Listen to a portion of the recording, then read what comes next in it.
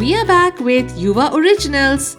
Today we are making a Valentine's Day card. Here's what you'll need. Start by taking a red or maroon A4 sheet. Fold it in half. Draw one half of a heart on the folded sheet. Cut along the lines to create a heart shape. Now take the white sheet.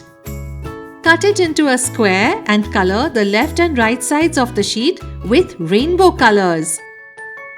Fold the white sheet back and forth like a fan, as shown here. Use glue to secure the folds at the center.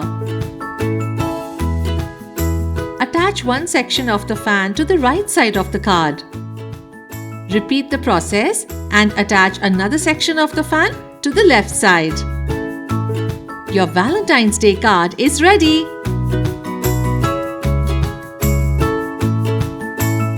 Join us again next Saturday for another easy Youva Originals tutorial.